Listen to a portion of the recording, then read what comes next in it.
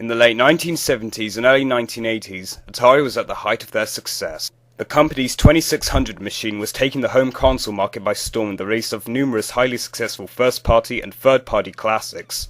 And Atari was still innovating the arcade business with arcade classics like Centipede, Missile Command, and the underrated cult favourite, iRobot.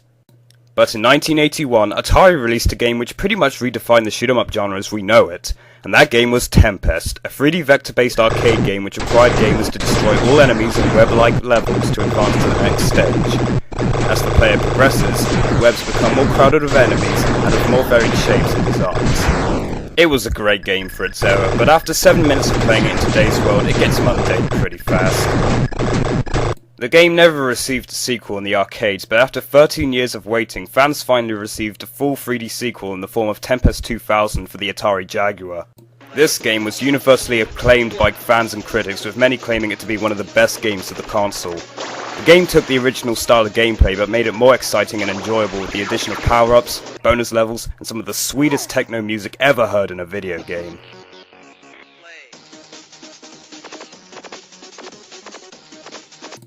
As Atari dropped out of hardware development, they decided to bring their games and franchises to multiple formats. Tempest 2000 happened to be one of these games, as it received hit-and-miss ports on the Sega Saturn, DOS, Microsoft Windows, and Mac formats, and in 1996, PlayStation owners received an enhanced version of the game in the form of Tempest X3. Let's check it out.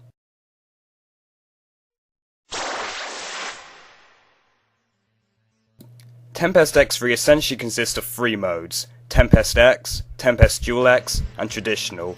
Tempest X is the standard game that everyone knows and loves on the Jaguar. Tempest Dual X is the multiplayer mode, and Traditional is the unique mode which allows you to play through the game's webs in classic Tempest style. No power-ups, no Eat Electric Death moves, just straightforward Tempest gameplay. Getting into the main game itself, you notice that the new updated graphics are quite good for PS1 standards, and the game has also been added with a few interesting special effects. For example, whenever a power-up comes up towards the top of the web, you'll be able to see a slight glare of light in the background.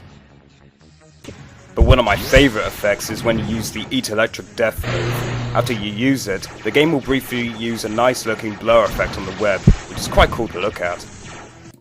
Another good aspect about this version is the remixed sound effects thanks to CD audio.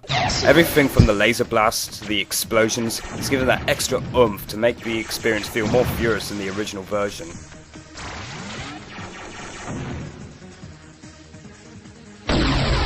Just awesome. When it comes to the gameplay alone, I have virtually nothing to say. It's just Tempest 2000 on the PS1. What's not to love? However, I will comment on this. Although the game is essentially the same as it was on the Jaguar, there are a few notable differences that actually make this version a bit inferior to the original. Problem number 1, the AI droid. A big problem with this version is that unlike the AI droid in the original Tempest 2000, which acted autonomously to destroy enemies for the player, in Tempest X3, the AI droid only follows and aids the player to destroy whatever enemy this player is shooting at. Now, granted, there's a new Super AI droid which has the same functions as the original game's AI droid. However, this power-up is extremely rare throughout most of the game, and I myself have only encountered it 4 times. Problem number 2, the particle laser.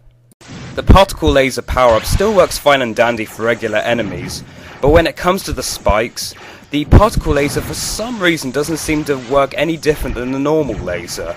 While in the original version, the particle laser always destroyed spikes very quickly.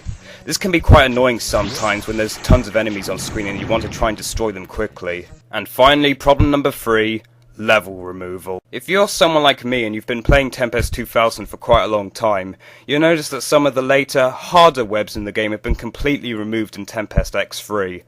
This isn't too much of a problem, as the majority of my favourite webs made it into the game. But it does harm the game somewhat because you're not getting all the levels you expect. It has the same problem as Doom for the PlayStation, but again it's not too much of a problem as the game still offers a good challenge regardless of some of the harder levels being removed. Although the removal of webs and the less powerful power-ups are a disappointment, overall Tempest X3 is still a solid modified port of Tempest 2000 and it's well worth owning in your collection. If you've been wanting to play Tempest 2000 but don't really own a Jaguar, Saturn, or an old enough PC or Mac to play it, then consider checking this version out. It's all worth it.